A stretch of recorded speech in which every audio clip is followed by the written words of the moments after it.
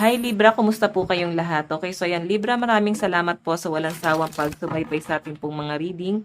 And kung ikaw ay bago pa lang sa ating channel, mag-subscribe na po kayo. Then, i-click mo na rin yung ating notification bell para lagi kang updated sa ating mga bagong upload, okay? So, Libra, sa mga interested pala sa ating private reading, nasa description box below lang po yung link ng Facebook o message nyo lang ako. Tingnan natin Libra, ano ba yung mga possible na ganap sa inyo? Okay. Ano yung mga possible na ganap kay Libra this week? So, by the way, guys, palambing lang, no? Papollow naman sa page natin. Yes, meron akong Facebook page. Nag-upload po ako dyan, guys, ng mga short love reading. Okay. Ayan, pa-follow po. So, by the way, tignan natin. Libra. Ano ba yung mga pa-follow tuloy? Yes, follow ba? Okay. Ganap kay Libra ngayong week na to. Meron tayong, Five of Cups. Disappointment, loss, hurt, sorrow, regret, depression. So, alam nyo guys, sobra kang stress ngayon. May mga bagay na nawawala unti-unti sa inyo. Or, ang hirap tanggapin sa end mo na para bang hindi nakatulad ng dati. Yung bagay-bagay, or baka naman yung iba sa inyo guys, may separation na nangyayari sa relasyon nyo ng person mo.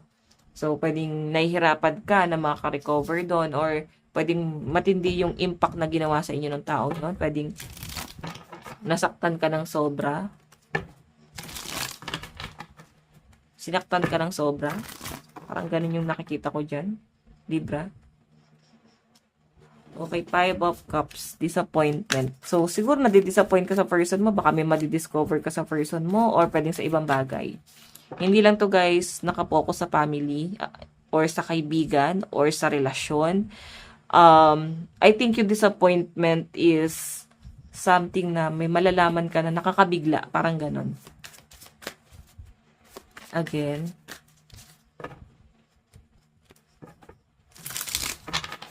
Additional message.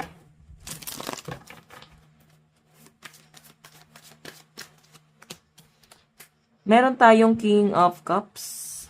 Love, compassion, generosity, creativity, and fraternal. Oh. May mga Libra na nalulungkot siguro dahil sa naganap na Father's Day.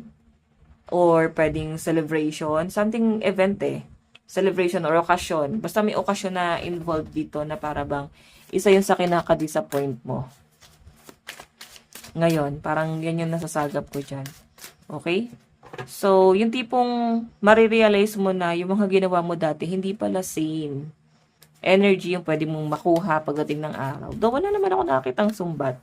Pero marirealize mo lang talaga. Siguro sarili mo na lang talaga to. Again. Additional message. Four of Pentacles, nag-hold back. May nakikita ko dito guys na parang bang ang hirap ng kontrolin ng person mo. Parang masyado siya guys nagiging greed, no? Gahaman. Like parang gustong-gusto niyang maging malaya, kumawala. Ginagawa niya yung mga bagay na gusto niya lang, no? Then parang feeling mo, ang hirap niya ng kontrolin. So, ikaw kasi gusto mo lang naman is mapabuti siya or malagay lang din naman siya sa maayos. Yun nga lang, para bang, though mahal mo yung partner mo, yun nga lang guys, medyo mabigat na, no? Or masakit na sa ulo yung mga ginagawa niya. Medyo nakaka-stress na yung mga ginagawa niya dyan, guys. Okay, tignan pa natin.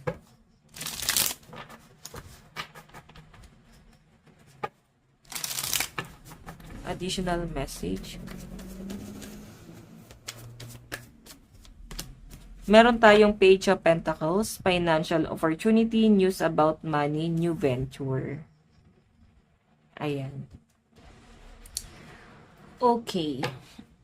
Titignan pa natin Libra. So, by the way, ito guys, Page of Pentacles. Feeling ko yung iba sa inyo, nag-iisip ka ng something pwede pang pagkakitaan. Okay? Sa sales kasi so siguro iba sa inyo nagiging madiskarte kapag dating sa business. So, nakapokus ka sa sales. Ano pa ba yung pwedeng ibenta? Ano pa ba yung pwedeng um, paano nyo pa iigutin yung perang hawak nyo ngayon? Ayan, no? So, positive naman yung nakakita ko pagdating sa sa source of income ng mga Libra. Ang problema lang dito, guys, yung mga nagiging disappointment mo, dumating sa point na parang minsan hindi ka masyadong na-value. Okay, yung tipong ginawa mo naman lahat, na good provider ka naman. Minsan na-feel mo na yung pressure na mahal ba talaga nila ako, gusto ba talaga nila ako, though naibibigay mo na po, provide mo naman yung pangangailangan, pero dumarating sa point na parang yun na lang din yung halaga mo, no? Na-pressure ka sa mga ganong bagay. Okay, so Libra, meron tayong 3 of Wands. So ito naman guys, success. May nakikita akong paparating na success sa mga Libra. Okay, meron tayong Knight of Swords. Communication, haste, truth teller, debate. Oh, may makakaaway kayo. So, possible ngayon sa relasyon mo, pwedeng meron kang makaalitan. Oo. Meron tayong 3 of Pentacles.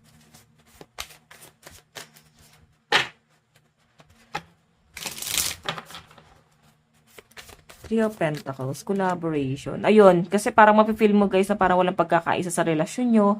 Parang hindi na siya tumutulong, lalo sa pera, no? So, pwedeng nagkukulang siya sa financial or parang kahit yung moral support, hindi nyo guys ma-feel dito sa taong to. So, lalo na kung may mga anak kayo guys, pwedeng hindi siya guys masyado nakakapagbigay ng support sa inyo. So, may mga bagay na parang nililimit ng mga Libra, no? So, nakapokus ka lang dun sa mga taong mahalaga lang talaga at nakakapagbigay ng growth sa inyo.